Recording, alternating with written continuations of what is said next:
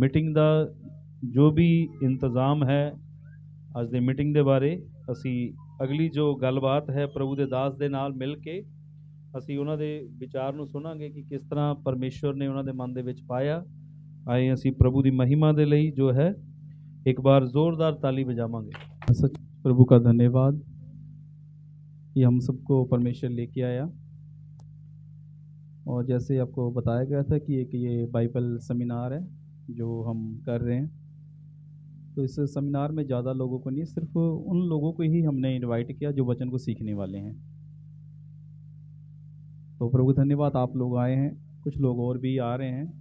तो हमने जो समय दिया था 9 बजे से 9:30 बजे तक फ्रूट के लिए था और 9:30 से 10 आराधना। थोड़ा सा हम लेट हैं, ज़्यादा नहीं, 15-20 मिनट ही लेट हैं, बाकी ठीक है, अपना शेड्यूल पे ही है। प्रभु धन्यवाद है। ये जो सेवकाई है परमेश्वर ने जो हमें दी, इस सेवकाई का नाम है ग्रेस ग्लोरी।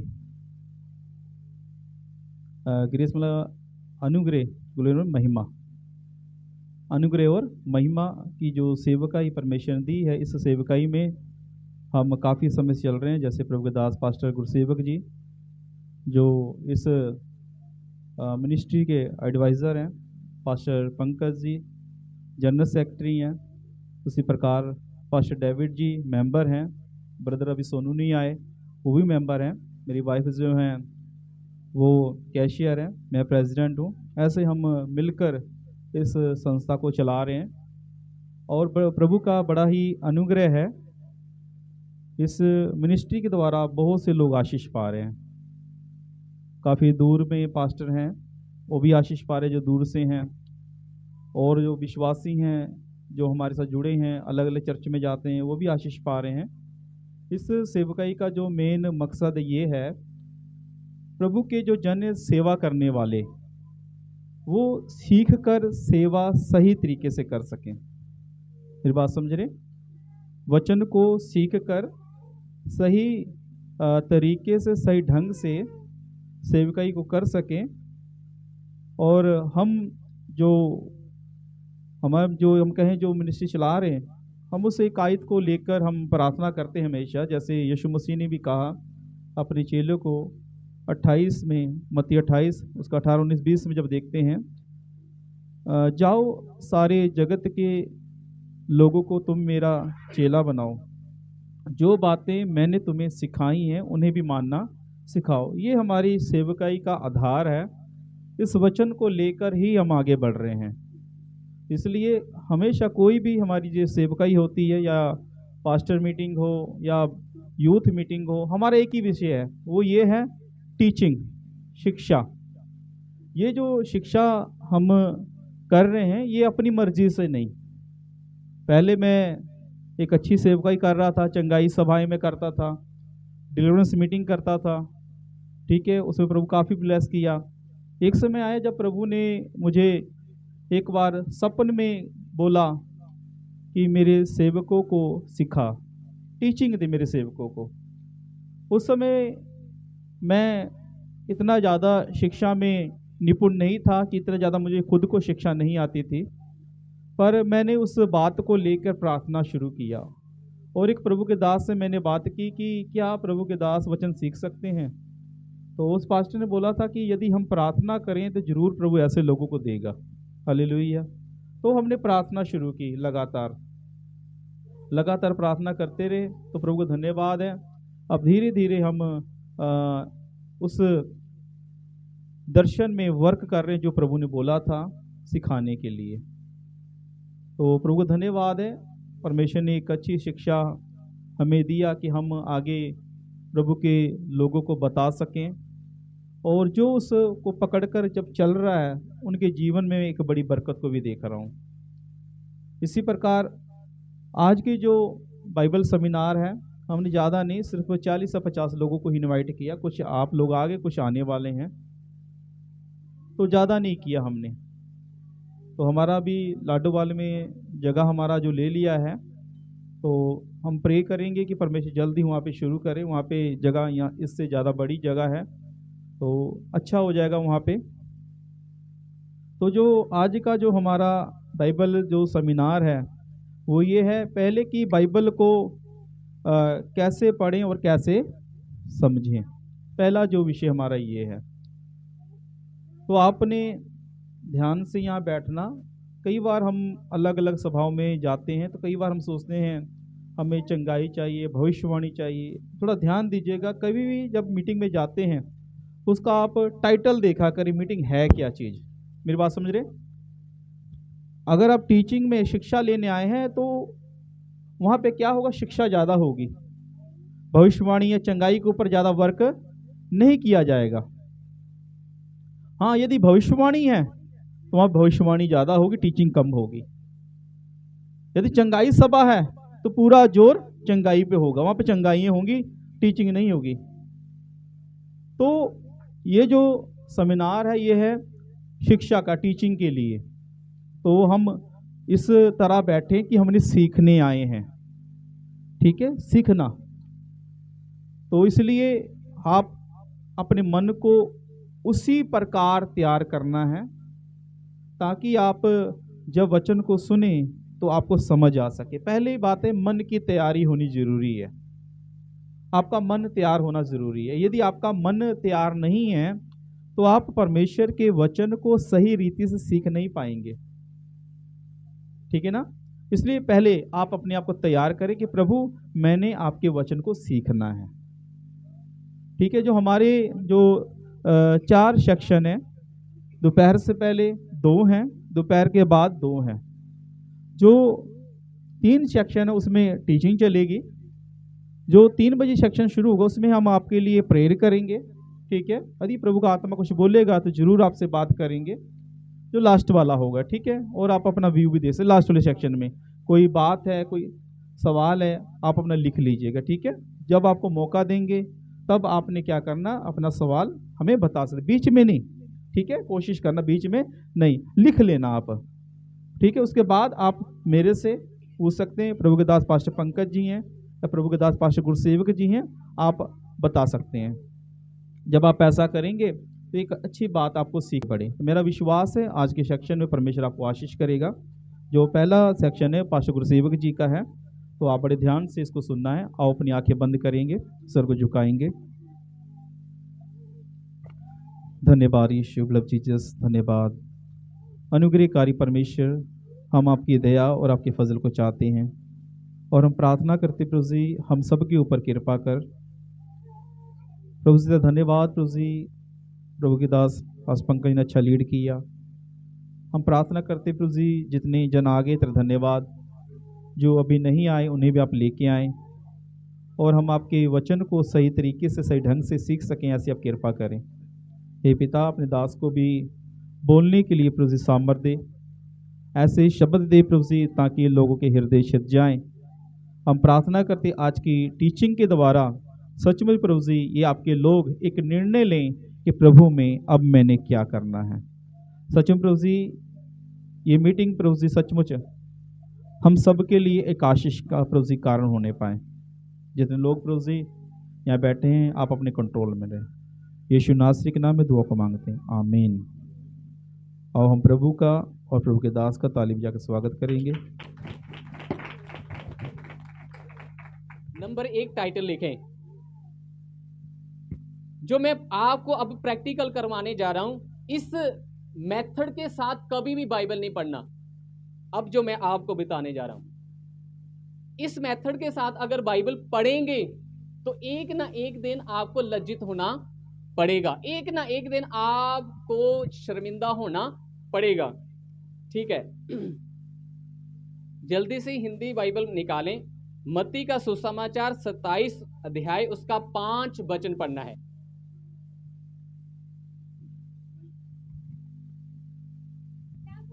जी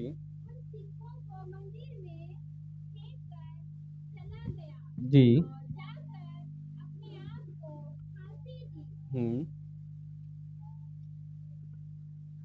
बस सबने सुना, ठीक है। अब मैं ध्यान देना मेरी बात के ऊपर। आज से 16 साल पहले हमारी एक दोस्त हैं जो प्रभु में हैं, सेवक हैं, हमारे इधर पास में ही रहते हैं, ठीक है।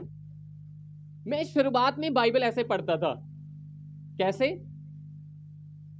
हर रोज मेरा ये हर रोज का होता था ये। मैंने बाइबल ली और छोटी सी दुआ की, प्रभु मुझसे क्या कर, बात कर। और मैं बाइबल खोलता था, जहां पर मैं ऐसे करता था तो उसे मैं पढ़ लेता था और मैं उसे अपने जीवन में ले लेता था। अगर नहीं समझ आया उसे छोड़ देता था, नहीं तो फिर एक बार फिर कोशिश करता था।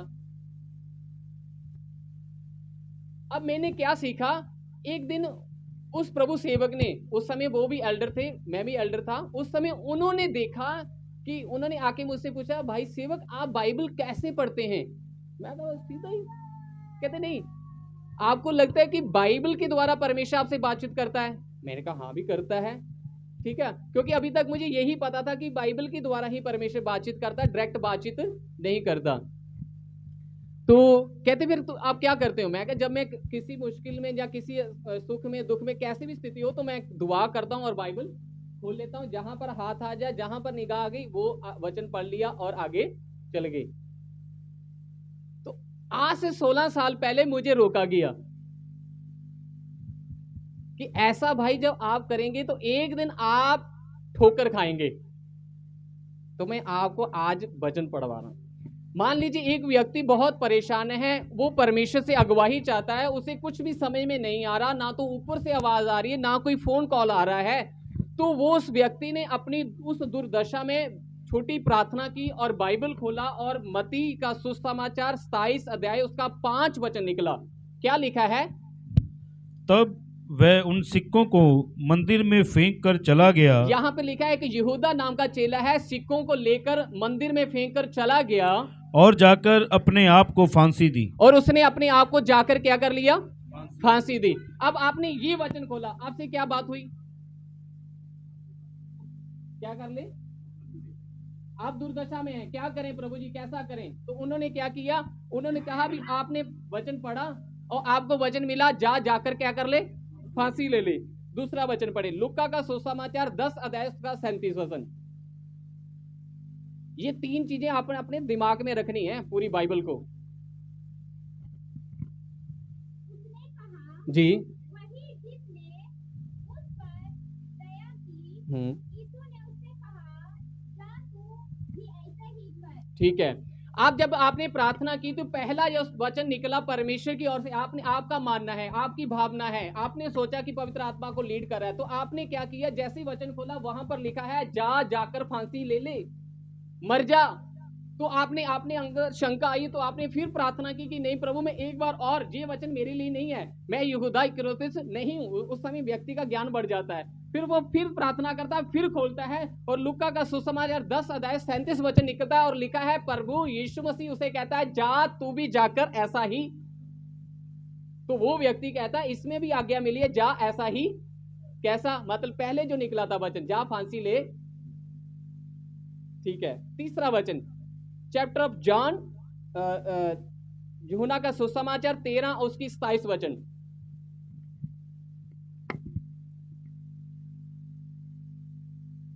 दूसरा लेते ही शैतान उनमें समा गया। तब यीशु ने उससे कहा, जो तू करता है तुरंत कर। ठीक है। तीसरा वचन क्या निकला? अब उसने पहली बार उसका संतुष्टि नहीं हुआ, उसने दूसरी बार प्रार्थना करके खोला तो वहां पर लिखा जा तू ऐसा ही कर। उसका दूसरी बार भी मन नहीं बना, उसने फिर प्रार्थना की, नहीं प्रभु पवित्र आत्मा जी आप ही बातचीत की है, मैं अपने सोचो ख्यालों पे यीशु तेरा लहू लगाता हूँ, मैं अपने आप को तेरे दीन करता हूँ, मैं सारे पापों को मान लेता हूँ, मैं ये सब कुछ उसने किया। तीसरी बार वचन खोलता है तो लिखा है जा जो कुछ तू करने वाला है तुरंत कर ले, छेती कर ले। क्या लगता है आपको? 16 साल पहले मुझे रोका गया था, तो उन्होंने समझाया था सेवक अगर तू ऐसे बाइबल पढ़ेगा ना तो रोज तू कंफ्यूज रहेगा, तो कभी परमेश्वर की सिद्ध इच्छा नहीं जानने पाएगा। मैं उसे कहता था मैं तो अभी तक ऐसे ही चलता हूँ, मुझे तो किसी ने बताया ही।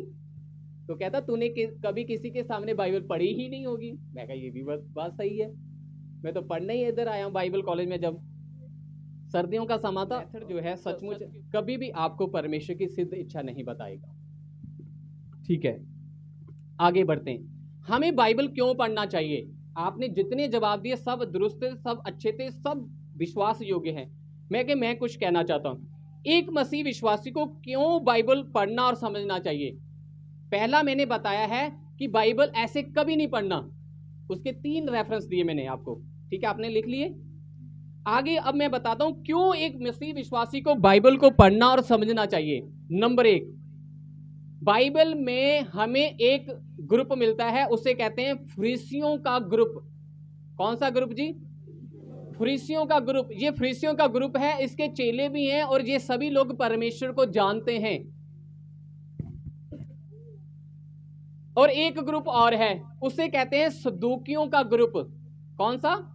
सदूकियों का ग्रुप। ये भी है और इनके भी चेले हैं। नंबर 3, एक ग्रुप और है, उसे कहते हैं हेरोदेस का ग्रुप।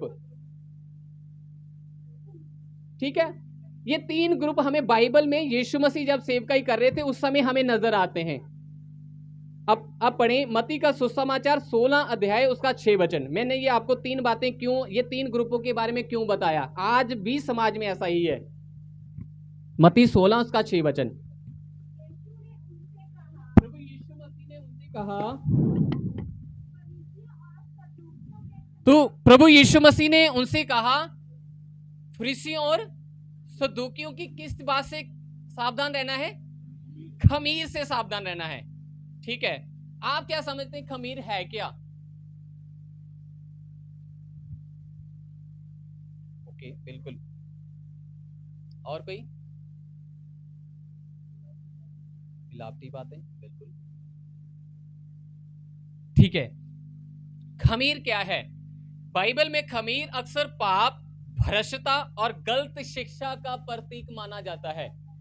जब भी आप बाइबल खोलेंगे, खमीर के विषय में आप पढ़ेंगे, तो आपको जब भी बाइबल की किसी रेफरेंस में खमीर शब्द आएगा तो आपको सावधान होना है, आगे और पीछे देखना है कि ये बात खमीर शब्द यहां पर क्यों आया इस वचन में।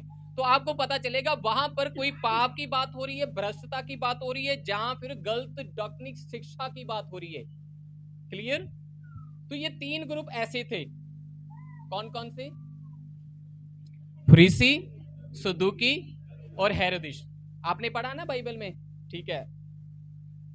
चौथा ग्रुप उसे कहते हैं व्यवस्था स्थापक, यानी सिखाने वाले। इनके भी चेले थे।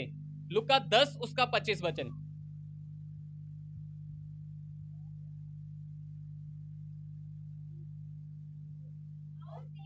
हम्म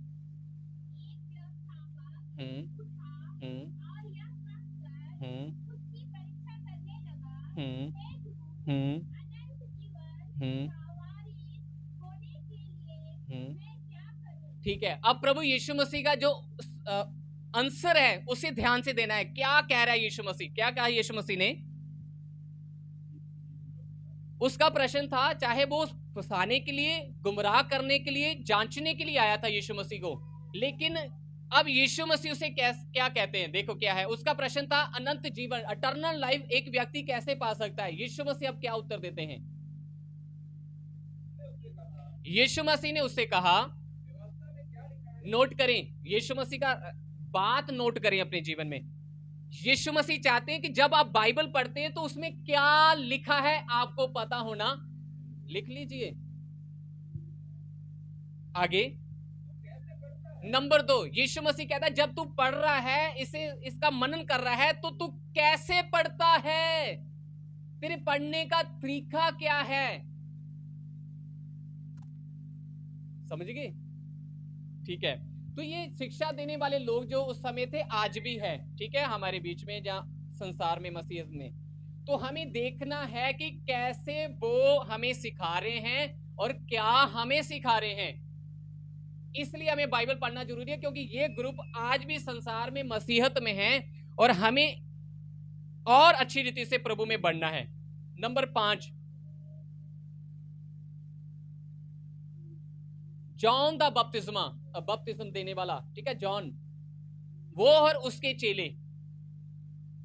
ठीक है, आप इसे मत्ती 9 में, मरकुस 2 में, लुका 5 में पढ़ सकते हैं। लुका 5 उसका 33 वचन से हम लोग पढ़ेंगे।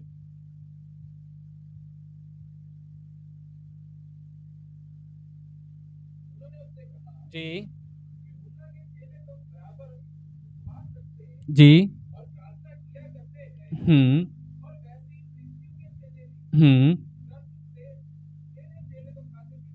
ठीक है, तो वो क्या कह रहे हैं, यूहन्ना के जो चेले हैं, जो बपतिस्मा देने वाला था, यीशु मसीह से 6 महीने बड़ा था, पहले आया था और प्रभु यीशु मसीह के लिए मार्ग तैयार कर रहा था, उसकी सेवकाई ये थी।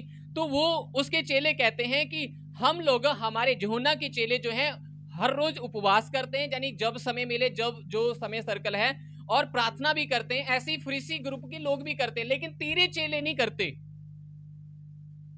हमें याद रखना है कि सीखने, और क्यों सीखना है, क्योंकि ऐसे लोग हमें मिलेंगे, ऐसे ग्रुप हमें मिलेंगे।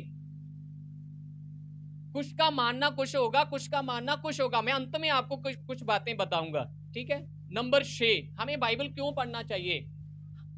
शैतान और उसके चेले, मत्ती 4 और लुका 4। जब आप इस घटनाओं को, जहां पर जो यीशु मसीह की परीक्षा हो रही है, टेस्ट हो रहा है, वहां पर जो हुआ है, अगर उस बात को पढ़ेंगे तो आपको पता चलेगा कि शैतान भी बाइबल की नॉलेज, उसके वचन की नॉलेज रखता।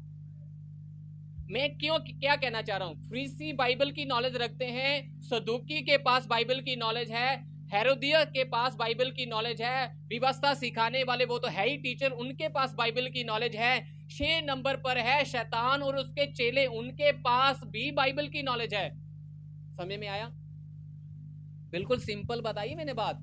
आप जब पढ़ोगे तो आपको बिल्कुल स्पष्ट पता लगेगा, इसमें कुछ सिखाने या अर्थ करने की जरूरत नहीं है, ठीक है। इसलिए हमें बाइबल पढ़नी है। नंबर 7,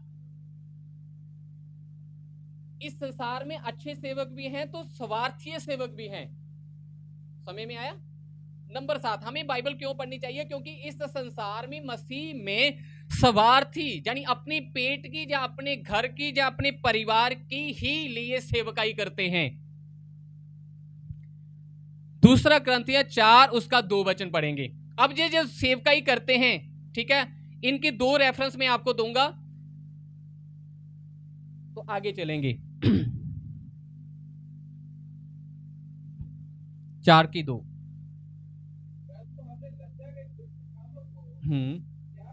जी, इस लाइन के ऊपर अब गौर करना। आगे ये तीसरा जो हिस्सा है, इस लाइन में आप गौर करना। संत पौलुस, प्रभु का अच्छा एक सेवक जो होता है, वो वचन में क्या नहीं करता जी? मिलावट। इसलिए खमीर शब्द को ध्यान रखना। खमीर का मतलब, खमीर एक ऐसी वस्तु है जो किसी चीज में डाल दी जाए, अपने जैसा उसे बना लेती है। इस रीति से अगर आपकी सेवकाई में, आपके जीवन में, आपके मसीह लाइफ में अगर एक थोड़ा सा खमीर आ गया तो आपको आहिस्ता आहिस्ता खमीर कर देगा, आपको पता भी नहीं लगेगा। इसलिए हमें बाइबल क्यों पढ़ना है? क्योंकि स्वार्थी सेवक जो है वो भी सेवकाई करते हैं और वो वचन को ऐसे इस्तेमाल करते हैं कि हमें नहीं पता लगता। अगर आज आपने ये मेथड सीख लिया, आगे जाकर जो आगे मैं बताने वाला हूं, ये तो सिर्फ एक जनरल नॉलेज है। क्यों हमें बाइबल पढ़ना और समझना चाहिए, आगे जाकर आपको पता लगेगा क्यों, ठीक है, उसमें क्या चीजें हैं। तो इसलिए दूसरा रेफरेंस पढ़े, दूसरा पत्रस 3 अध्याय उसका 16 वचन। ये जो स्वार्थी सेवक है, इनकी पहचान है, ये मैंने सिर्फ छोटा सा लिखा है, अगर मैं नियम नेम से निकालता तो कम से कम बहुत ज्यादा हो जाते। आगे पढ़ेंगे जी।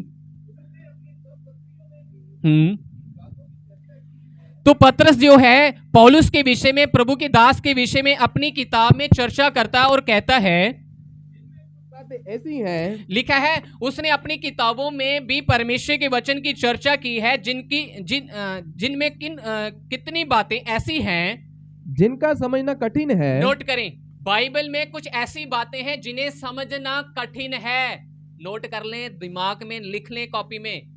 आप भी जब बाइबल पढ़ेंगे, मैं भी बाइबल पढ़ता हूं, तो कुछ बातें ऐसी आएंगी जो कठिन है।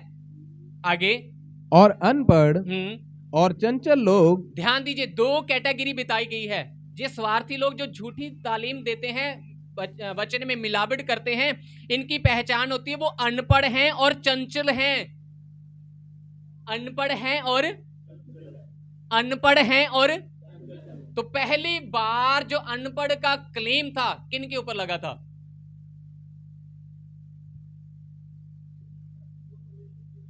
ताली बजाएंगे, बजा दो।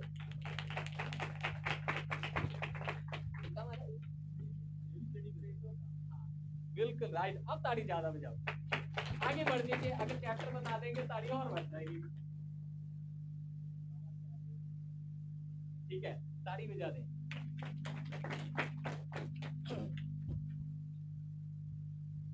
तो पतरस के ऊपर लगा था, तो पतरस ही परमेश्वर से प्रकाशन पाकर कहता है उन लोगों को पहचानना ऐसा होगा वो अनपढ़ होंगे।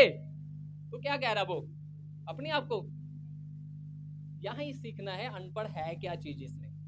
ठीक है, वो अनपढ़ नहीं जिसने कम क्लास यानी स्टडी की है, वो नहीं अनपढ़ है, इसमें कुछ और अनपढ़ है। ठीक है, दूसरा है चंचल। चंचल क्या होते हैं? क्या होता है चंचल? वैसे पढ़ेंगे नीति वचन 6 या 7 वचन अध्याय पढ़ेंगे, वहां पर लिखा चंचल मनुष्य कैसा होता है। वो गली से निकलता है तो वो जिधर चाहता है उधर ही चला जाता है।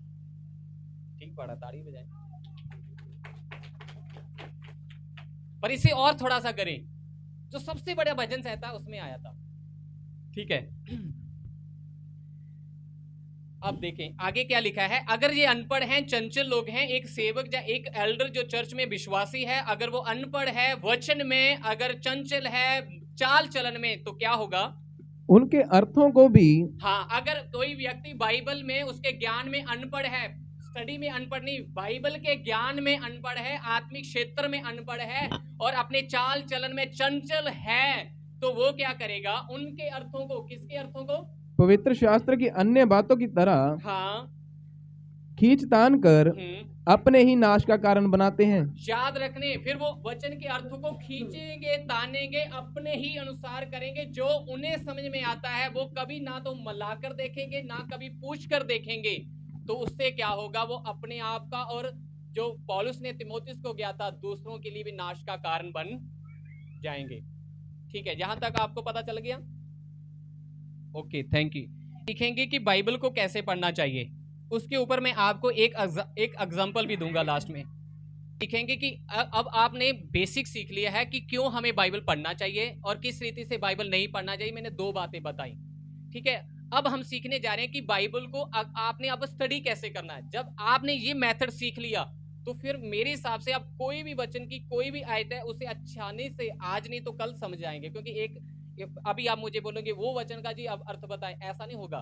मैं पहले कह देता हूं, आप 1000 मुझसे पूछ सकते हैं, लेकिन अभी इसी समय में अर्थ नहीं बता सकता। ठीक है, अर्थ बताना परमेश्वर का कार्य है, पवित्र आत्मा का कार्य। अभी इसी समय नहीं होगा। अगर परमेश्वर ने चाहा तो इसी समय दे सकता हूं, नहीं तो नहीं। ठीक है, अब शुरू होते हैं। बाइबल स्टडी करने का सही तरीका यह है कि आप इसे ध्यान से, योजनाबद्ध तरीके से, प्रार्थना पूर्वक परमेश्वर के वचन को गहराई से समझें और उसे अपने जीवन में इस्तेमाल करें। ठीक है, नंबर 1, सही माहौल और मानसिकता। अगर आप वचन को पढ़ना चाहते हैं, आपके पास सही माहौल नहीं है और आपकी मानसिकता सही नहीं है, अगर आप वचन पढ़ेंगे तो आपको पता भी नहीं लगेगा कि उसमें लिखा क्या हुआ था। सही मानसिकता का मतलब, कई बार हम लोग बातें करते हैं, सामने वाला कहता ध्यान किथे होता है। क्यों होता है ऐसा? हाँ, वो बात तो सामने वाले की सुने, लेकिन उसका ध्यान अपनी मानसिकता के ऊपर, कोई बातों के ऊपर लगा हुआ है। शायद उसे कोई चिंता है, कोई परेशानी है, कि शायद कुछ वो सोच रहा है। इस कारण वो सामने वाले की बात तो पूरी सुन रहा है, लेकिन उसे नहीं पता अब मैं इसे जवाब क्या दूं। ठीक है, मेरे साथ अक्सर ऐसा होता है। ठीक है, इसलिए मुझे ये अनुभव से, प्रैक्टिकल से पता लगा कि ये ऐसा होता है। अगर आपके पास सही माहौल नहीं है और आपकी मानसिकता सही नहीं है, पहला पॉइंट है, तो आप बाइबल पढ़ेंगे तो आपको समझ में नहीं आएगा। इसमें 1 नंबर में 1 पॉइंट, शांत जगह चुने। हमें क्या करना है, जब भी आप बाइबल पढ़ने के लिए आपको समय है तो आपने एक शांत, जहां पर शांति हो, शोर शराबा ना हो, वो स्थान चुने जहां पर आप कुछ समय परमेश्वर के वचन को पढ़ सकें। तो आपको अपने मन को भी शांत रखना है। आप अगर दुख में हैं, परेशानी में हैं, आपका मन भटक रहा है, सबसे पहले प्रार्थना करें कि ये एक स्थिरता में आए। जब आप फिर बाइबल पढ़ेंगे तो आपको पता लगेगा कि हाँ क्या था। जैसे मान लीजिए मैं पूछूंगा, अभी तक मैंने सबसे पहले क्या पढ़ा था हमने?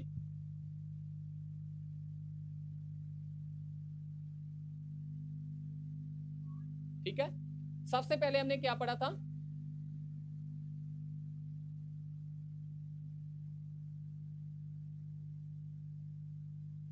पढ़ा था बाइबल खोली हमने, सबसे पहले क्या पढ़ा था?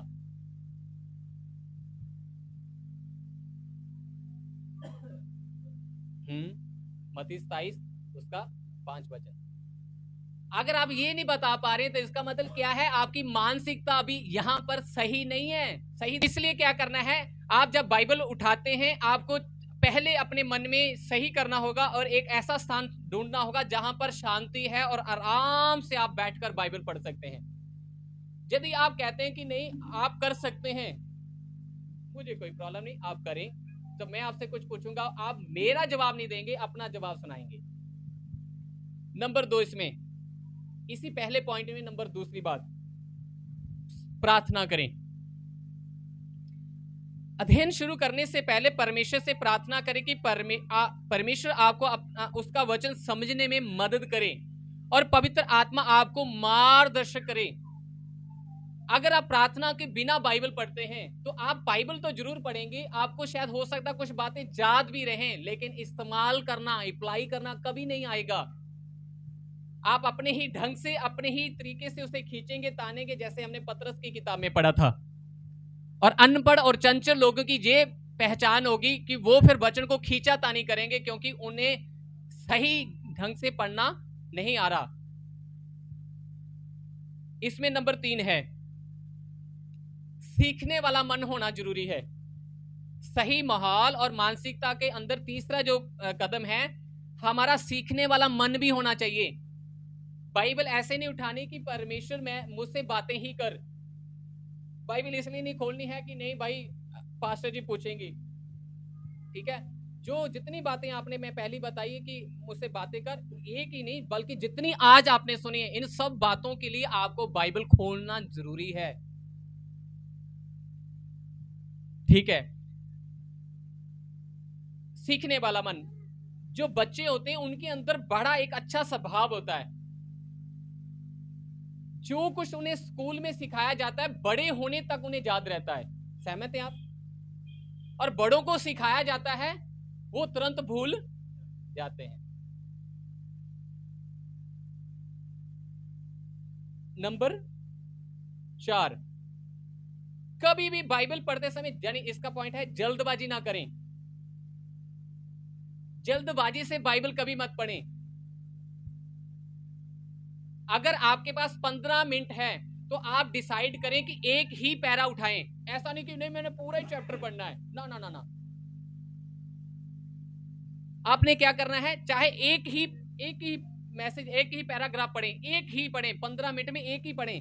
तो ध्यान दें, आपने जो पढ़ना है उसमें जल्दबाजी ना करें। अगर आप जल्दी जल्दी में बाइबल पढ़ेंगे तो अंत में मैं बताऊंगा, अगर समय रहा तो कैसे गड़बड़ी उत्पन्न होगी फिर, ठीक है, पहले भी मैं बता चुका हूं।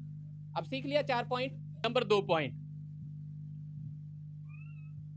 तैयारी करें। जब आप बाइबल उठाते हैं तो आपने क्या करना है, आप स्टडी करने लगे, आप परमेश्वर के वचन को मनन करने लगे, आप परमेश्वर से बातचीत करने लगे, आप परमेश्वर की बातचीत को सुनने लगे हैं।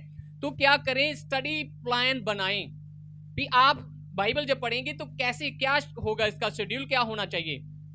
पहला पॉइंट है स्टडी प्लान करना।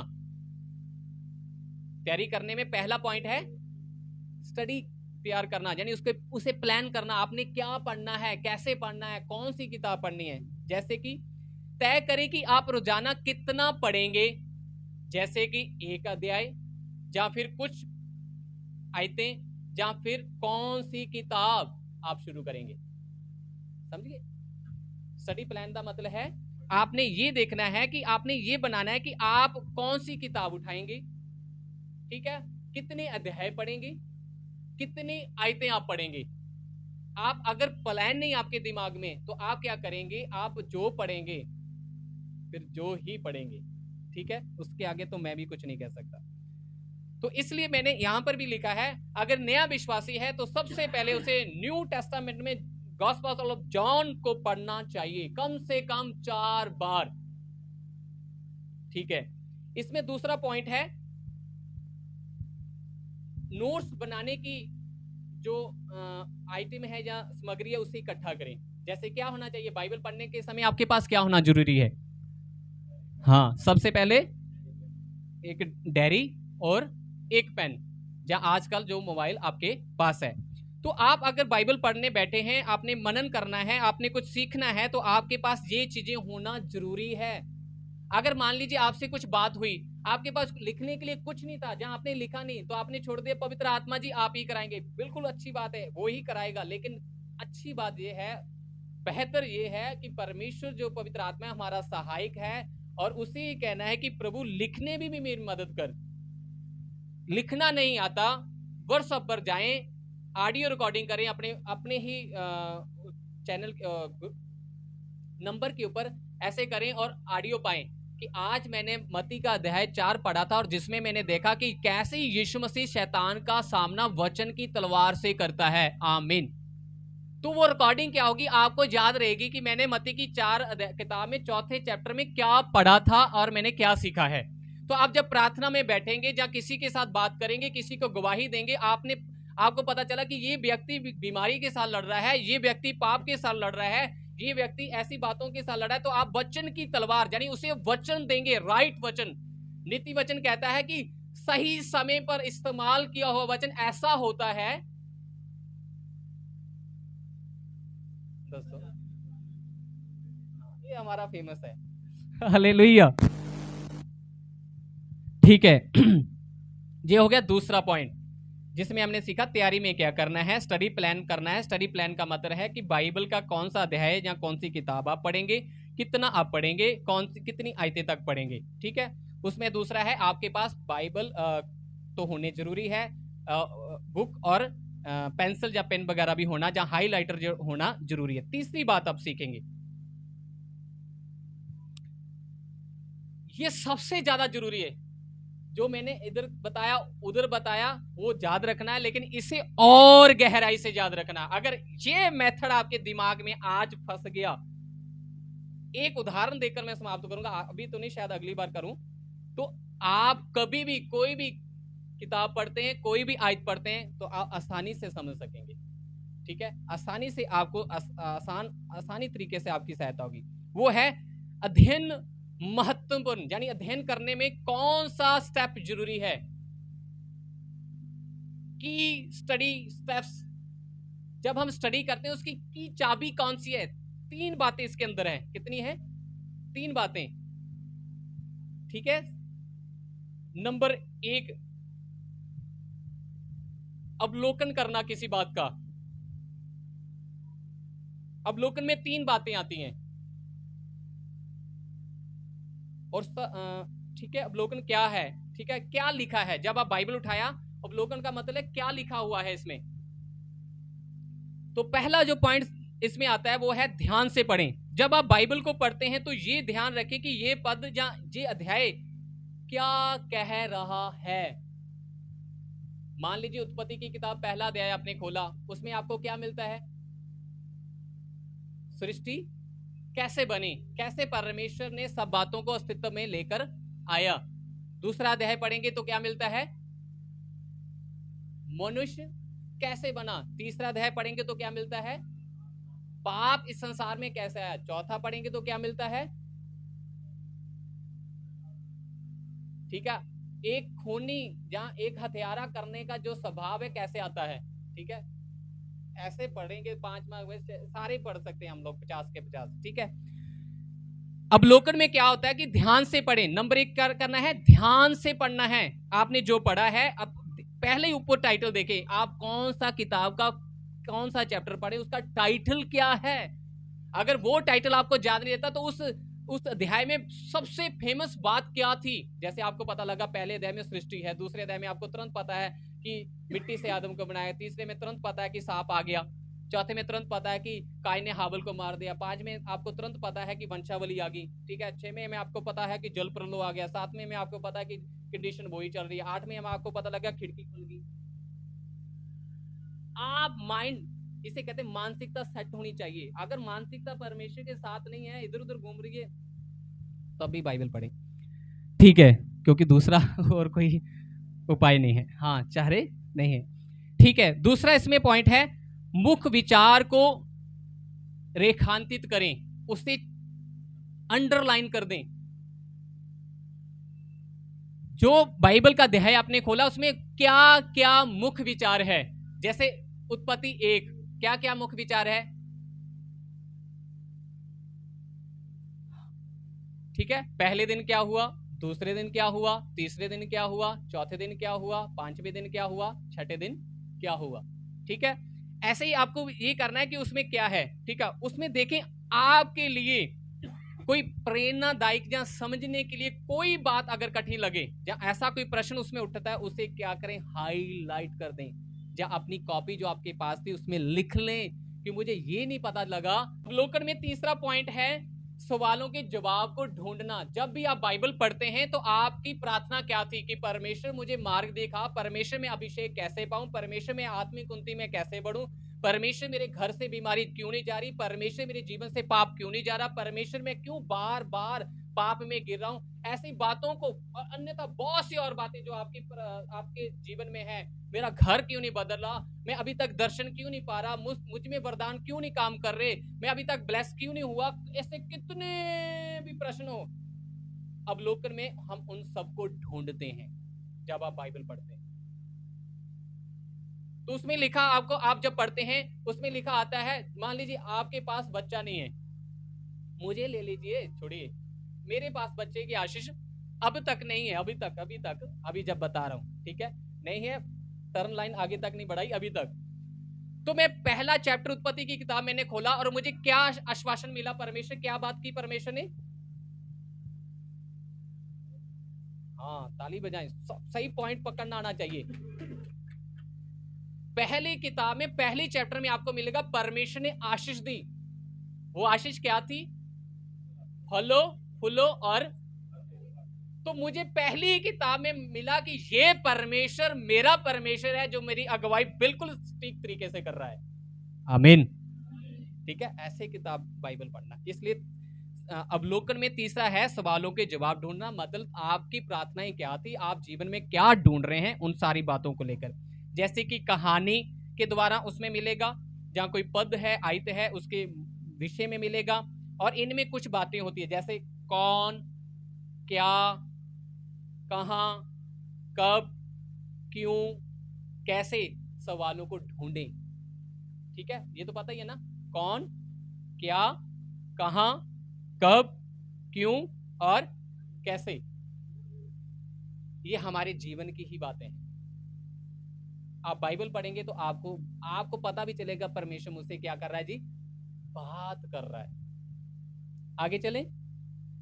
ठीक है, जब हमने अवलोकन सीख लिया है कि अवलोकन का मतलब होता है क्या लिखा हुआ है, तो उस हिसाब से उसे तीन हिस्सों में बांटा गया। ध्यान से पढ़ना है तभी आपको पता लगेगा मुख्य विचार क्या है, उसमें क्या मुख्य है, क्या ऐसी बात है जिसे आपने रेखांकित या अंडरलाइन करना है, और उसमें अपने जीवन के सवाल जो क्या क्या, कौन, कैसे, कब, ये सब ढूंढना है, जैसे मैंने और भी बताई। इसमें दूसरा पॉइंट है, ठीक है,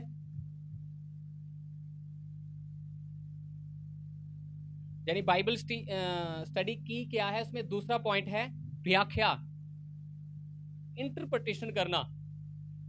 व्याख्या, इसका अर्थ।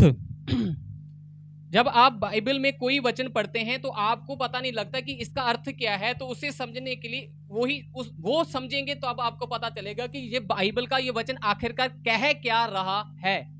ठीक है, व्याख्या में क्या आता है? व्याख्या का मतलब होता है, व्याख्या कैसे पता चलेगी? मान लीजिए आपने कोई वचन उठाया है और उसको अपने समझना है तो आपको संदर्भ का सहारा लेना पड़ेगा। संदर्भ जानते हैं आप?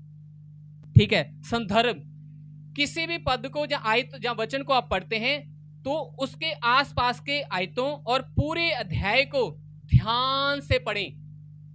बाइबल के एक हिस्से को समझने के लिए कई बार बाइबल के दूसरे हिस्से का उपयोग करना पड़ता है। जैसे उत्पत्ति की किताब पहला अध्याय, उसमें हमें बताया गया है, उसका 26 और 27 वचन क्या है? बहुत फेमस है, बोले, ताली बजाएं, याद रहने चाहिए वचन आपको। ठीक है, पहला अध्याय उसका 26 और 27 वचन कहता है कि आओ हम मनुष्य को, अरे ट्रिनिटी का पहला वचन है ये, आओ हम, ठीक है। तो ये याद रखना चाहिए, ऐसे ही याद रख लो, ठीक है। तो वो जो आओ हम मनुष्य को अपनी स्वरूप और समानता में बनाए, वहां पर पता नहीं चलता। तो उसे पढ़ने के लिए, उसे समझने के लिए हमें उत्पत्ति का दूसरा अध्याय खोलना पड़ेगा। तो वहां पर लिखा है कैसे आदम आया और कैसे हवा आई। हालेलुया, ठीक है। इसे कहते हैं संदर्भ। कोई वचन आपको पढ़ना है, समझना है, तो उसे आगे पीछे अगली किताब या दूसरे चैप्टर में आप उसे ढूंढ सकते हैं। व्याख्या में दूसरा पॉइंट है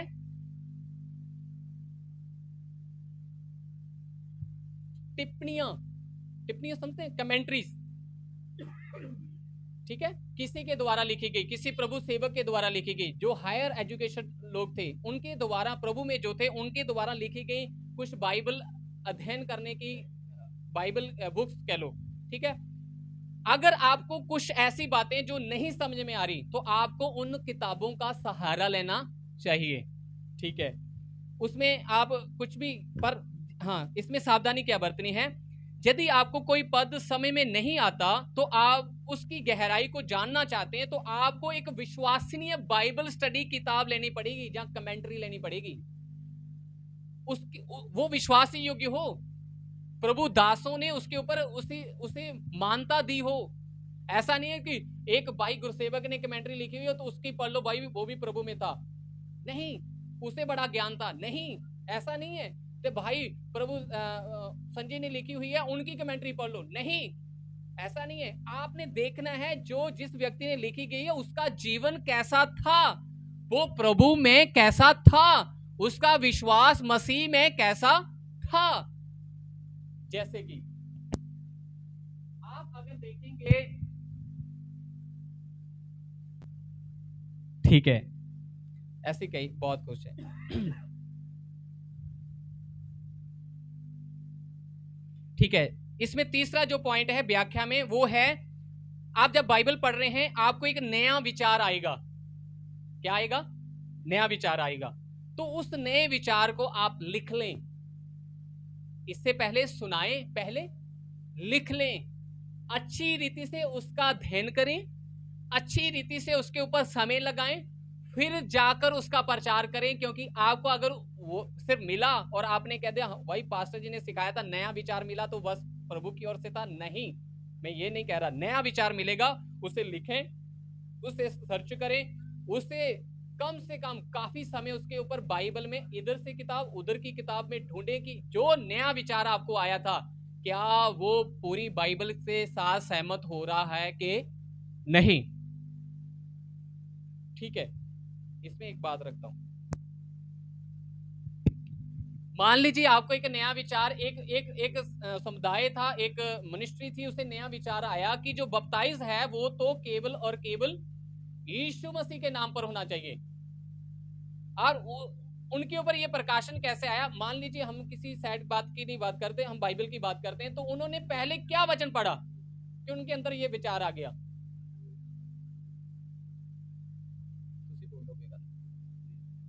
ठीक है, उन्होंने क्या किया? जब उन्होंने पढ़ा कि मत्ती का सुसमाचार 28 अध्याय, उसमें ये आज्ञा दी गई थी कि जाओ सब जातियों में जाओ, उन्हें चेला बनाओ और उन्हें पिता पुत्र पवित्र आत्मा के नाम में बपटाइज दो।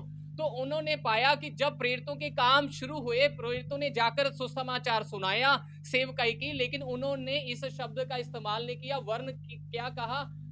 दूसरा अध्याय उसका 36 वचन में लिखा है कि तुम सब लोग अपने अपने पापों से मन फिराओ और यीशु मसीह के नाम में या नाम से बपतिस्मा लो। ऐसा ही है ना? तो उनके अंदर विचार आ गया कि बाइबल की ये जो वचन है मत्ती सुसमाचार में पाया गया था, ये तो बाइबल में हमें ये बताती है कि यीशु मसीह के ये पहले डिसाइपल थे। तो इन्होंने अपनी जानकारी में जब इनको सीधा मिला था, तो इन्होंने जब उसे इस्तेमाल किया, प्रैक्टिकल किया, तो उन्होंने क्यों नहीं पिता पुत्र इस्तेमाल किया? समझ आ रहा?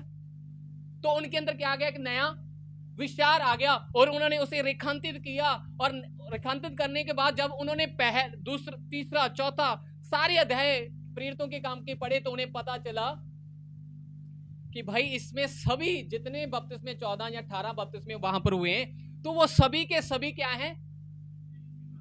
तो वो लोग हो गए कि इसका मतलब हमें कुछ ढूंढना, तो अब उनका इशारा किधर जाएगा? उनका इशारा हाँ यीशु की तरफ ही तो जाएगा, लेकिन उनका इशारा जाएगा मत्ती का सुसमाचार 28 अध्याय और वो 19 वचन। क्या लिखा है?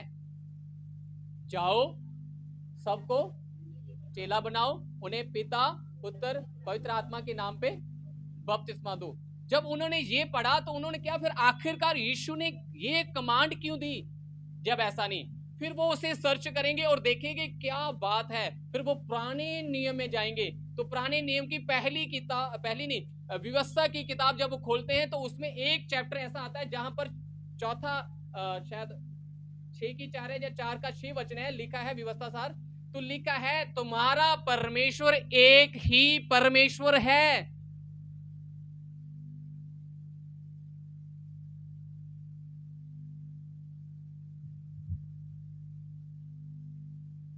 वही, अरे मैंने तो आपके हाँ 6 की 4 वचन है। क्या लिखा है? हे, अब ये कमांड है इजराइल को कि हे इजराइल सुन, यहोवा हमारा परमेश्वर है, यहोवा हमारा परमेश्वर है। यहोवा एक ही है। कितने हैं? यहोवा एक ही है। तू अपने परमेश्वर यहोवा से, ठीक है। तो उन्हें कमांड मिली है, तो वो क्या करेंगे? जब एक नया विचार आता है वो उस विचार को ढूंढने के लिए पिछली किताबों में जाएंगे, जो असल से मेथड सही है। लेकिन फिर भी मैंने क्या कहा था कि अगर आपको कोई विचार आता है तो आप उसे लिख लें, उसके ऊपर मनन करें, आगे पीछे किसी प्रभु दास के साथ जाएं, उससे बैठे बातचीत करें और देखें पूरी बाइबल उसके विषय में क्या कह रही है, संदर्भ पूरी बाइबल का आखिर का क्या है। तब आप पता लगा पाएंगे कि जो नया विचार आपके पास आया है वो पवित्र आत्मा की ओर से है कि नहीं। हालेलुया, पवित्र आत्मा की स्तुति करें।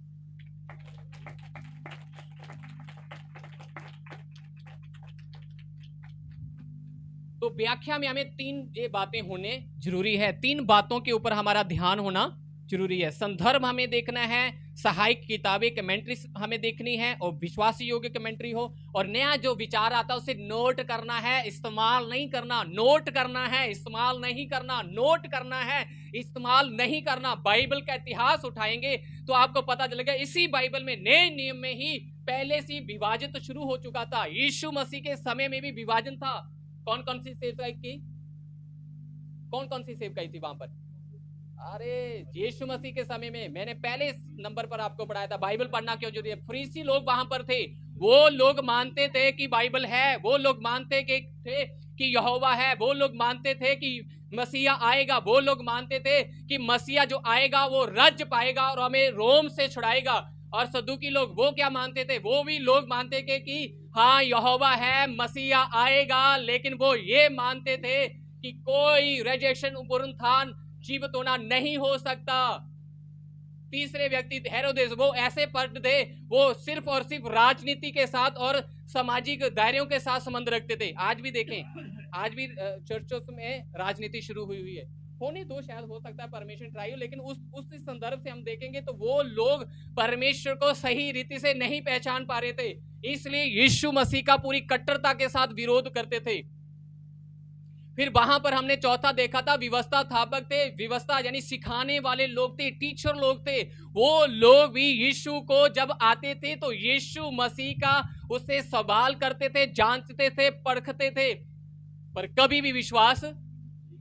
यीशु मसीह ने उसी कहा था जब उसने सही जवाब दिया। अब यीशु मसीह ने उसने पूछा था अनंत जीवन पाने के लिए मैं क्या करूं, तो यीशु ने कहा था कैसे पढ़ता है, क्या पढ़ता है, व्यवस्था में क्या लिखा हुआ है। तो यीशु चाहते तो सीधा जवाब देते कि यूहन्ना 3:16 अनंत जीवन पाने के लिए तुझे पुत्र पर क्या करना चाहिए, विश्वास करना चाहिए। लेकिन यीशु मसीह ने नहीं बोला, और यीशु मसीह ने उसने उत्तर दिया, बिल्कुल बिल्कुल स्पष्ट उत्तर दिया कि हाँ व्यवस्था में सिखाती है, जहां पर ये लिखा हुआ है जो हमने पहले पढ़ा कि यहोवा एक ही परमेश्वर है, उससे आगे ये लिखा हुआ है कि हाँ अपने परमेश्वर से पूरे तन मन धन से, जितने भी जो भी हमारे जीवन में सबसे परमेश्वर से प्रेम करो और अपने पड़ोसी से अपने समान प्रेम करो। तो प्रभु यीशु मसीह ने कहा तूने बहुत अच्छा जवाब दिया। तो उसने बोला फिर मेरा पड़ोसी आखिरकार है कौन? आप जब बाइबल पढ़ेंगे ना, मैं थोड़ा रोकना, तो इसलिए मेरे प्रियो, जब आप लोग कोई नया विचार आपके पास आता है तो आप उसे नोट करना है इससे पहले कि प्रचार करें। नोट करना है, प्रचार नहीं करना, नोट करना है, उसे सर्च करना है, बाइबल के अनुसार अगुए से बातचीत करनी है, किसी और अगुए से बातचीत करनी है, कमेंट्री को उठाकर देखना है। अगर लगता है कि सब बातें सही हो रही हैं और पवित्र आत्मा की आपको गाइडनेस है, क्योंकि अंत में जवाब आपको ही देना पड़ेगा, ठीक है, तो उससे क्या होगा? पतरस ने चेतावनी दी थी, वो आप भी नाश हो जाएगा। पौलुस ने चेतावनी दी थी, वो दूसरों की नाशक का कारण बन। एक गलत शिक्षा अगर आ गई तो वो आप भी बंदा नाश होगा, दूसरों के लिए भी नाश का, ठीक है। तीसरा इसमें जो पॉइंट है, इसमें तीसरी की जो है वो है एप्लीकेशन, अप्लाई करना, जिसे कहते हैं अनुप्रयोग। मेरी हिंदी ऐसे है, अनुप्रयोग, ठीक है। एप्लीकेशन करना यानी अप्लाई करना, इसे मैं अपने जीवन में कैसे इस्तेमाल या लागू कर सकता हूं जो आप पढ़ रहे हैं। इसका तीसरा पॉइंट किसका? की, बाइबल पढ़ने की, उसे समझने की क्या है? पहला था अवलोकन करना, दूसरा था व्याख्या करना, तीसरा था इस्तेमाल करना, अपने जीवन पे दूसरे की कैसे इस्तेमाल करूंगा। उसमें आता है पहला मेडिटेट, यानी वो क्या कहते हैं, चेतन करना, मनन करना, ठीक है, वे ये शब्द ठीक है, ठीक है। जो आपने पढ़ा उस पर शांत मन से विचार करें, जहां परमेश्वर की ओर से आपके लिए क्या संदेश है। पहला पॉइंट है, जब आप मनन करते हैं तो आपने पूरे ध्यान से पढ़ा है, आपने अपने मन को शांत रखा है और आपने उसे देखा है, खोज की है कि परमेश्वर इस चैप्टर से मुझे ये आश्वासन दे रहा है। जैसे मैंने उत्पत्ति पहला अध्याय पहले चैप्टर में आपको बताया कि एक अगर जिसके पास बच्चे की आशीष नहीं है, जब वो उसे पढ़ता है तो उसे मिलता है कि परमेश्वर उसे देने वाला है। परमेश्वर ने जब दुनिया बनाई, सृष्टि की, उसने सबको कहा जाओ, पलो, बढ़ो और पृथ्वी पर फैल जाओ। ये परमेश्वर का आशीर्वाद है। इसलिए भजन संहिता में लिखा है, 127 में लिखा है कि जो गर्भ का फल है परमेश्वर की ओर से गिफ्ट होता है। ताली बजाएं, ठीक है। तो ये है मनन करना, जो आपने पढ़ा है उसके ऊपर आपको क्या संदेश मिला है, आपने उसे रेखांकित करना है। नबील कुरैशी करके आपने यूट्यूब पर एक गवाही सुनी होगी, जो इस्लाम को छोड़कर मसीह में आया था, ठीक है। उसने जब परमेश्वर ने उससे बात की, इससे पहले कि परमेश्वर उससे डायरेक्ट बातचीत करता, उससे पहले परमेश्वर ने जब उसने अपने घर में जाकर पूछा कि परमेश्वर मैं क्या करूं, तो परमेश्वर ने उसे वचन से बातचीत की और उसने लगातार बाइबल ऐसे पढ़ता गया और राइट वो स्थान आ गया जहां से परमेश्वर उससे सीधा बातचीत कर रहा था। ऐसा नहीं था उसने ऐसा खोला और बातचीत होगी, वो लगातार पढ़ रहा था और पवित्र आत्मा ने जहां पर उससे बातचीत करनी थी राइट बात करने लगा, ठीक है।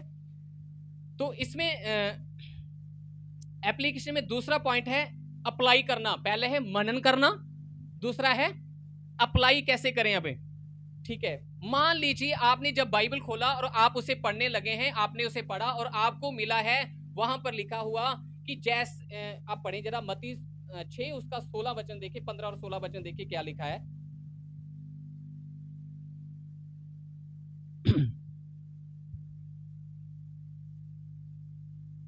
हाँ जी लास्ट है।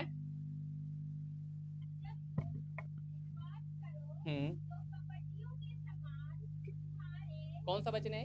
16 उसके ऊपर पढ़े।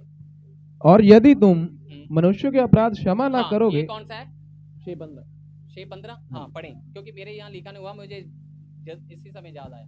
और यदि तुम मनुष्यों के अपराध क्षमा ना करोगे, ठीक है। अप्लाई करने का मतलब है कि जब आप पढ़ते हैं कि आपने बाइबल उठाया और आपने बाइबल में खोला और मत्ती 6 आप चैप्टर पढ़ रहे हैं, आप बाइबल पढ़ रहे हैं, तो आपको मिला है मत्ती 6 अध्याय, जब आप मत्ती 6 पर आए उसका 15 वचन जब आप आए वहां पर लिखा है और यदि तुम मनुष्य के अपराध क्षमा ना करोगे तो तुम्हारा पिता भी तुम्हारे अपराध क्षमा ना करेगा। तुम्हारा अपराध क्षमा ना करेगा। तो क्या होता है, क्या सीखा हमने? फिर हमने सीखा है कि एप्लीकेशन में ये दूसरा जो पॉइंट ये आता है, पहले जो आपने मनन किया, आप क्या पढ़ रहे हैं, तो आपको लागू इस्तेमाल करना है उसे।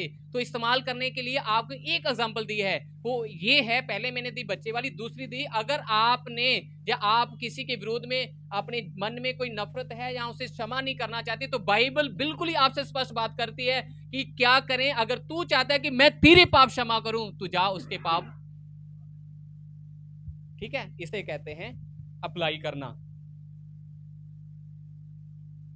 ठीक है, चौथा पॉइंट इसमें वो है सामूहिक अध्ययन, यानी ग्रुप में बैठकर, ठीक है, अध्ययन करना, स्टडी करना। जब आप ग्रुप में बैठकर स्टडी करते हैं तो उसमें आपको देखना है कि सभी अच्छे विश्वासी हों, ठीक है। अगर कच्चा विश्वासी हो तो उस रीति से बातचीत करनी है, अगर पक्का विश्वासी है तो उस रीति से बातचीत करनी है। सामूहिक अध्ययन में आपने क्या करना है, यदि संभव हो तो चर्च और अन्य धार्मिक समूह में जितने भी कोई ऐसे जैसे ये बाइबल ट्रेनिंग चल रहा है इसमें शामिल हो, ठीक है। जब आप समूह में बैठकर बातचीत करते हैं तो बाद में आप क्या कर सकते हैं, एक दूसरे से बातचीत कर सकते हैं कि आज मैंने ये सीखा, जैसे मैंने आपसे सीखा क्यों बाइबल पढ़ना चाहिए, मैंने काफी बातें सीखी, आप मुझसे सीखेंगे, मैं आपसे सीख रहा हूं, पवित्र आत्मा ऐसे ही हम दोनों को सिखा रहा है। तो नोट, अंत में क्या करें, नोट करें। इन स्टेप का पालन करने से आप ना केवल बाइबल पढ़ेंगे बल्कि परमेश्वर के वचन के द्वारा अपने जीवन में सकारात्मक बदलाव भी देखेंगे। सबको जय मसीह की।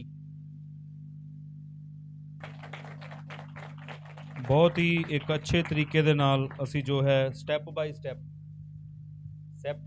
ਸਟੈਪ ਜੋ ਹੈ ਅਸੀਂ ਸਿੱਖਿਆ ਹੈ। ਹਾਲੇਲੂਇਆ। ਔਰ ਅੱਛੀ ਗੱਲ ਹੈ ਕਿ ਇਸ ਨੂੰ ਅਸੀਂ ਆਪਣੇ ਜੀਵਨ ਦੇ ਵਿੱਚ ਇਸ ਨੂੰ ਕੀ ਕਰੀਏ, ਅਪਲਾਈ